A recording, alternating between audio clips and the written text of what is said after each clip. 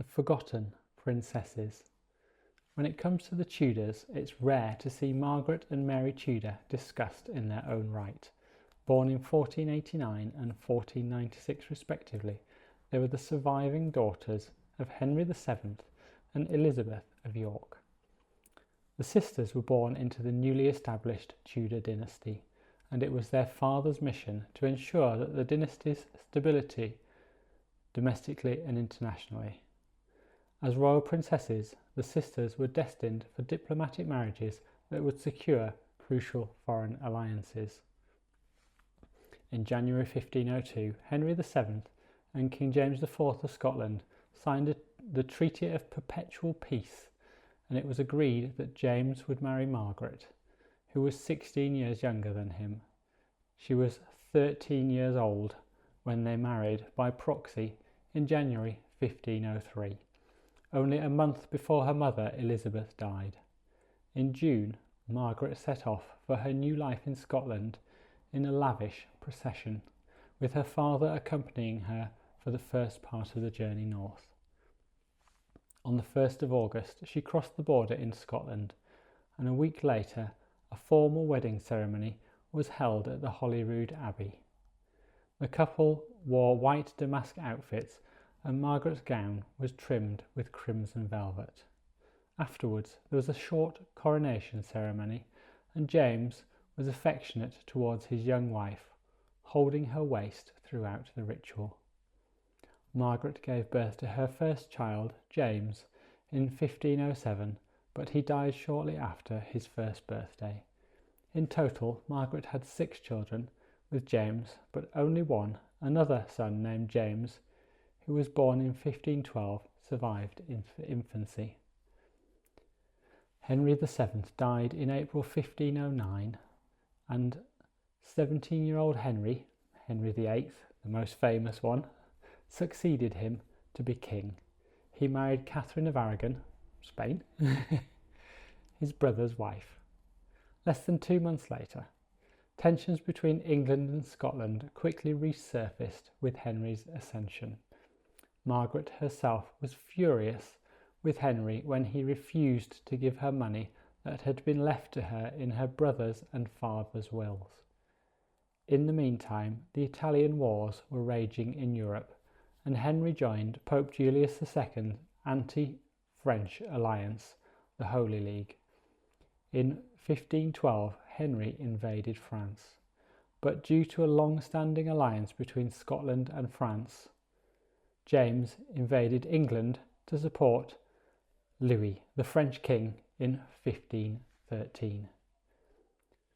The Treaty of Perpetual Peace was broken, and Margaret's husband and brother were officially at war.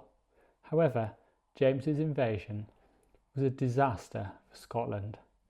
Thousands of Scottish noblemen were slaughtered, and James himself was killed at the Battle of Flodden on the 9th of September 1513. His bloody coat was handed to Catherine, who was acting as regent in England while Henry was away in France.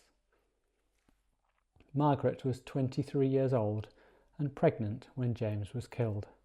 Her husband's will stipulated that she should serve as regent for their 17-month-old son, James, as long as she remained a widow.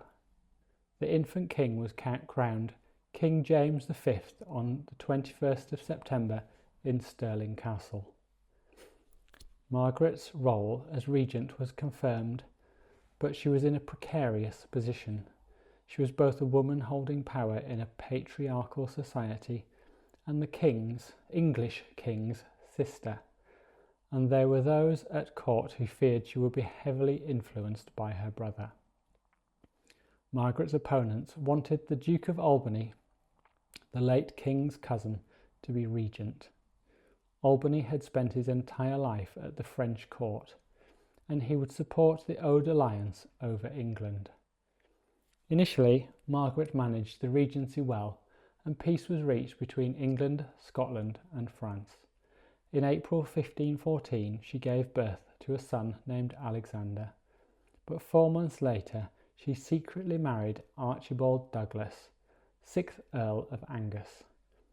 a member of one of Scotland's most powerful noble families. It was a catastrophic mistake. Margaret's actions enraged the nobles at court, who feared that Angus would influence her, and she had also broken the conditions set for her regency. Margaret's decision to marry Angus remains a mystery, but it has been speculated that she felt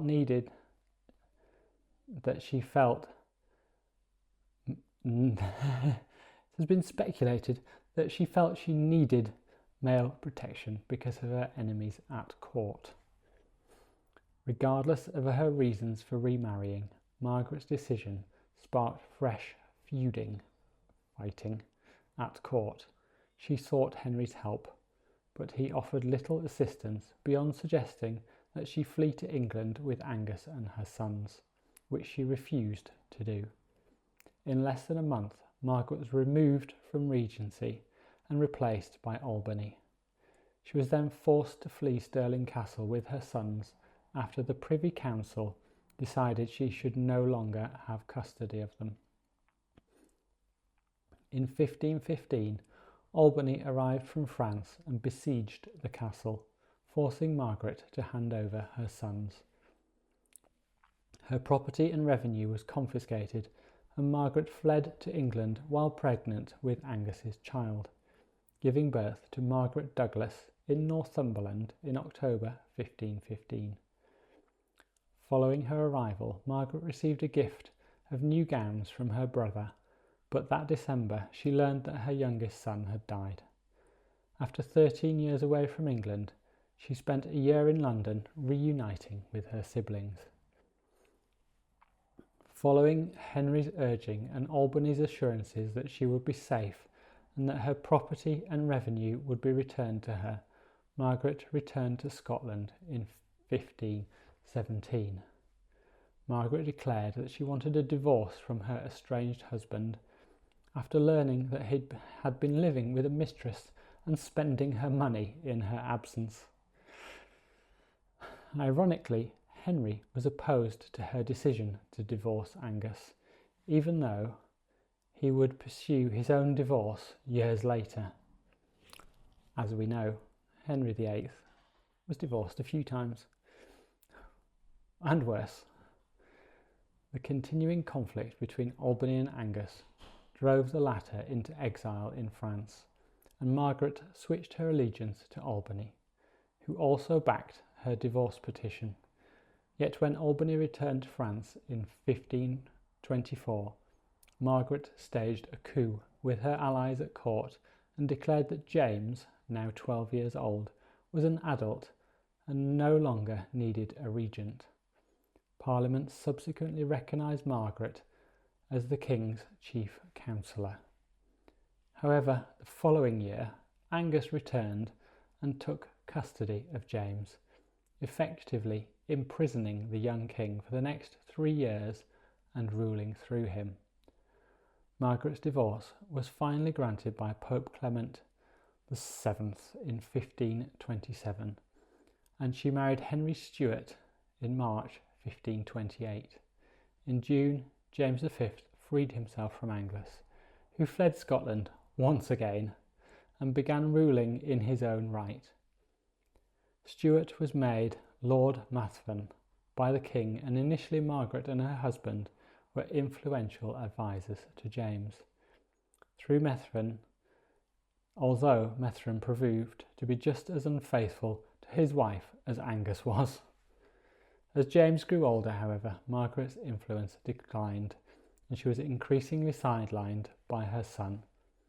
She endeavoured to maintain diplomatic relations between England and Scotland, although James was more interested in maintaining the old alliance with France. When Margaret left for Scotland in 1503, Mary lost both her mother and her sister in less than 6 months. It is likely that she formed her close relationship with Henry during this time. She is often described as his favourite sister, and it is possible they were educated together. In 1507, Margaret had been betrothed to Catherine's nephew, Charles, who would eventually become Holy Roman Emperor. The marriage would secure another important alliance for Mary's father, as Charles was the grandson of Maximilian, Holy Roman Emperor, and a member of the powerful Habsburg family. After Julius II's death in 1513, his successor, Pope Leo X, signed a peace treaty with Louis XII. Henry had little choice but to make peace with France unless he wanted to face the rest of Europe alone. Mary's long-standing engagement to Charles was broken so that she could marry the French king, securing a new peace between England and France, thanks to Cardinal Wolsey's efforts. News of the impending marriage was met mostly with disdain across Europe. Mary, who had inherited her mother's fair skin and hair, was 18 years old and a typical English rose. Louis, on the other hand, was 52 and in poor health, suffering with severe gout. Contemporary historian Edward Hall claimed that in the Low Countries, part of the Habsburg dominions, they were disappointed to lose Mary, and that they spake shamefully of this marriage, that a feeble, old and poky man should marry such a fair lady. I'll pause and start the next part.